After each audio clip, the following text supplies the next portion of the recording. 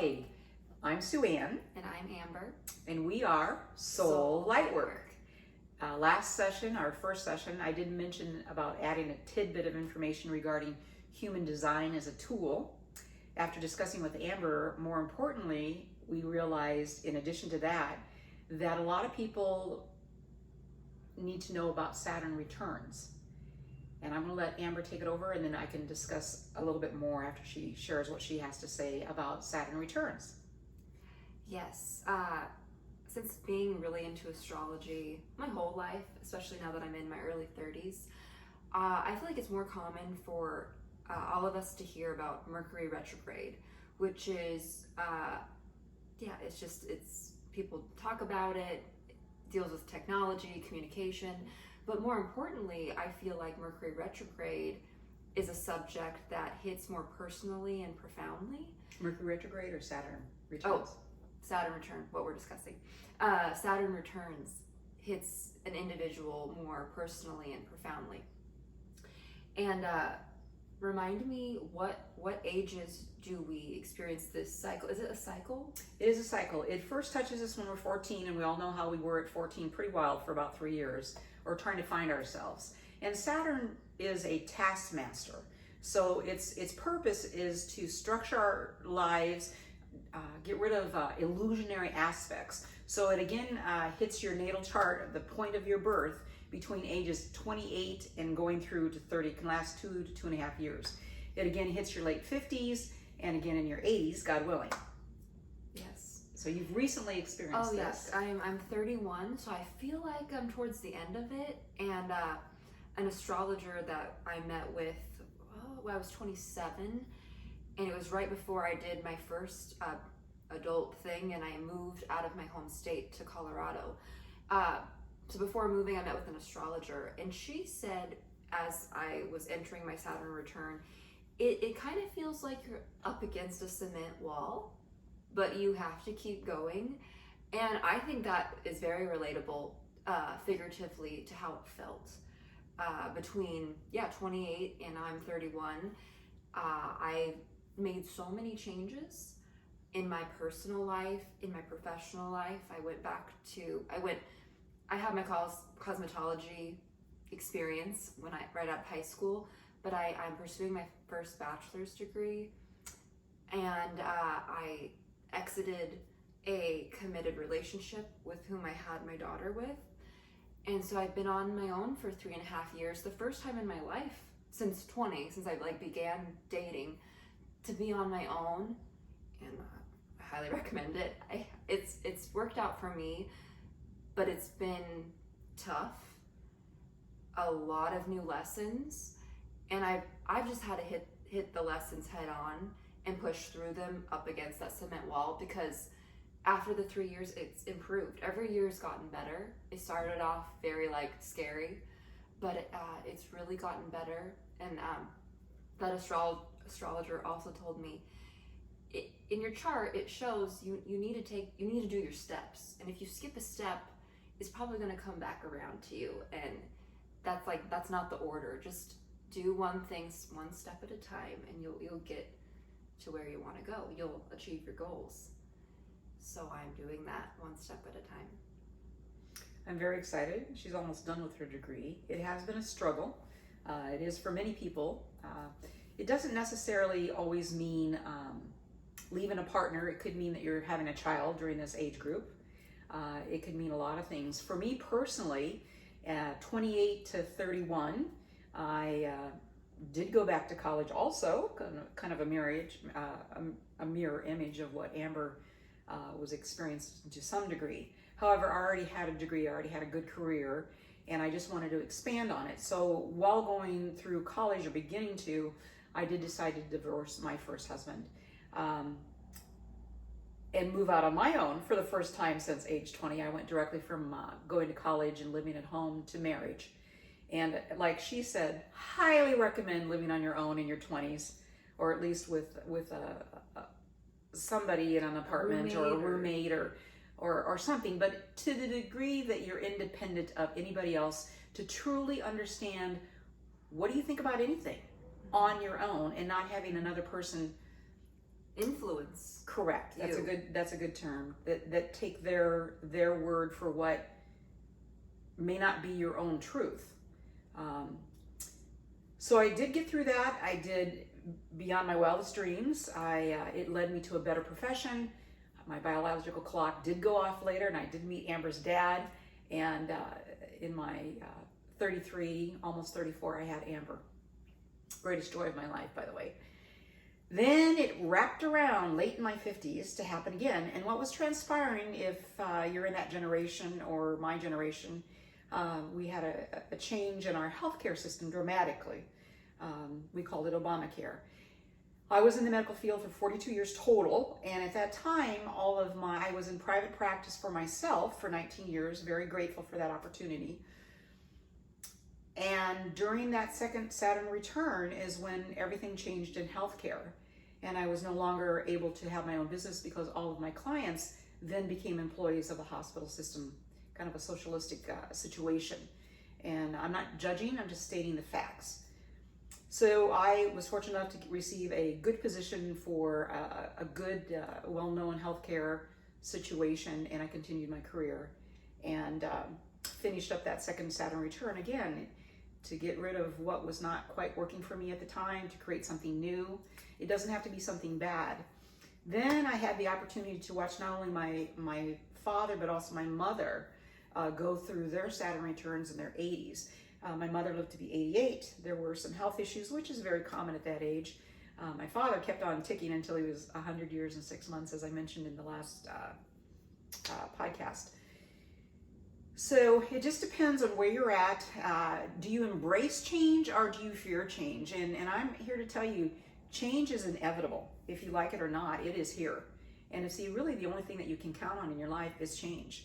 And you can go kicking and screaming and fighting all the way, or you can embrace it and say, yeah, what's next? Because it's like a hill and valley. You're going to have your valleys, but know that there'll be a hill, and you'll be at the top of your hill again, and you're going to experience a valley, and there'll be another top of your hill. And sometimes you don't even, I was keeping the faith like the last 3 years, but I was like, yeah, where's that hill? Like, when am I going to reach the top? And just within the last 6 months, so many areas of my life are improving. Absolutely. Greatly. And I was like, whoa, I just had to like get through that. Mm-hmm. And I was told it's going to be challenging. But challenge is good. I mean, that keeps me growing and learning. Exactly. So. And even through my first Saturn return, by the end of it, I had bought my own house for the first time. I had helped, my first husband build a house, and now I was doing it on my own. So there's a lot of rewards that comes through Saturn returns. Now, if a person chooses not to embrace it and resist the change completely, then trust me, your second Saturn return is going to be a lot more tougher because it's going to give you another opportunity. And if the lessons, like a double whammy, if it wasn't embraced the first time and noted of the changes that needed to be made, it will give you that opportunity to do it again.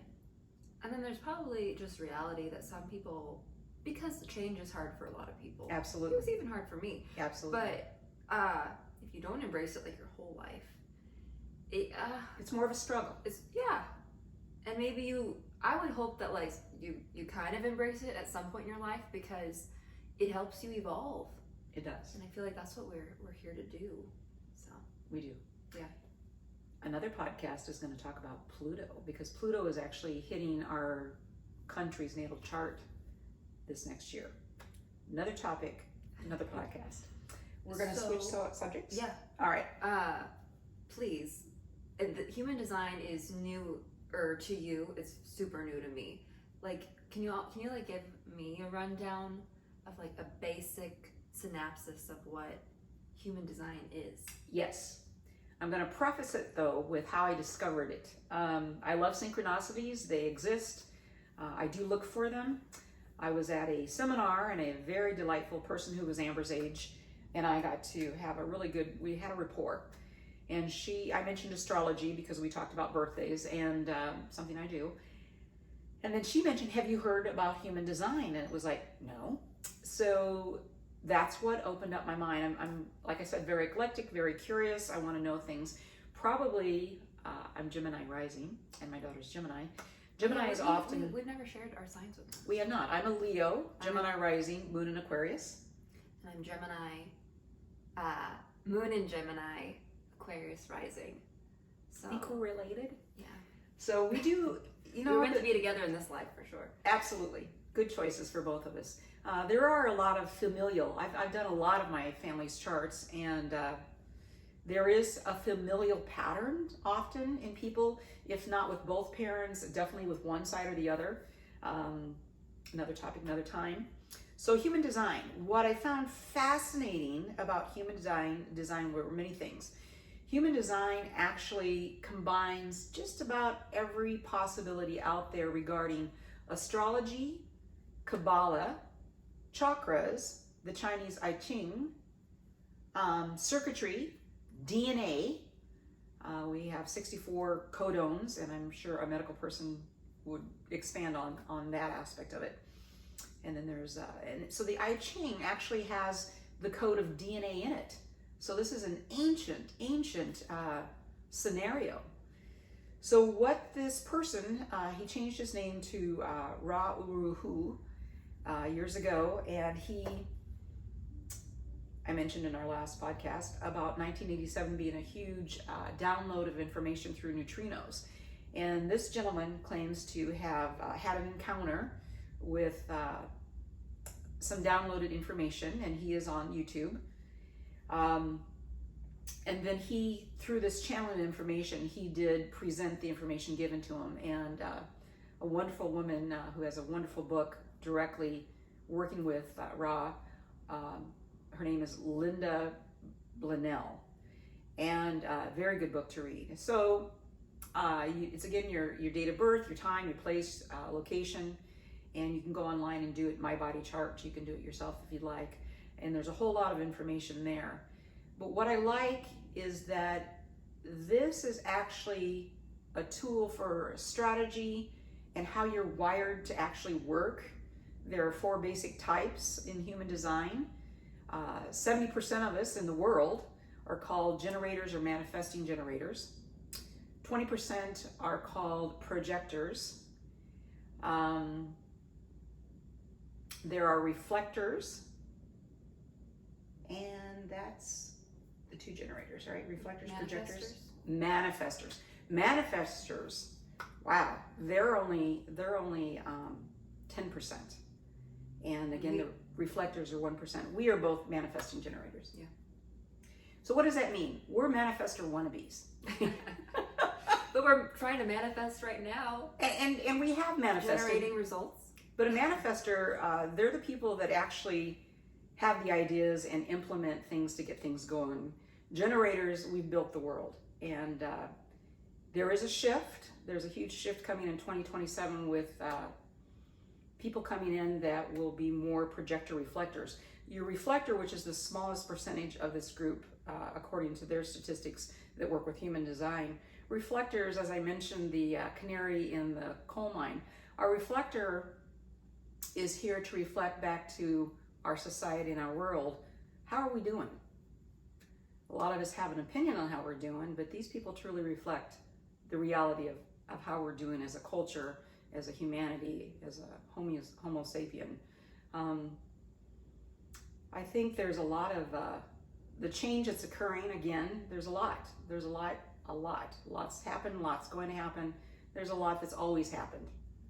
As my 100-year-old father had said, strap yourself in, folks, because you're in for a ride.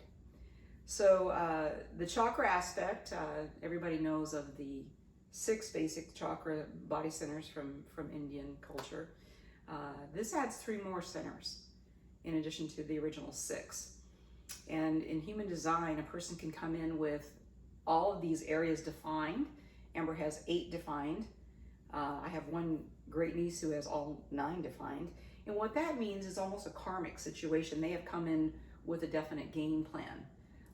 It is still up to them on how it unfolds and how they work with the energy. I have 3 defined centers, and the 6 that are open makes me a little bit more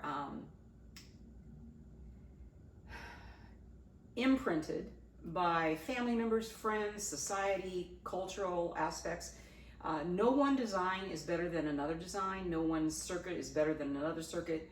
It's just an agenda that we came in with. And then here I am like, why am I so far out? Well, Amber's one of the rarer. There's a profile which combines numerology is also in there. She's called a 5-2. I'm called a 2-4.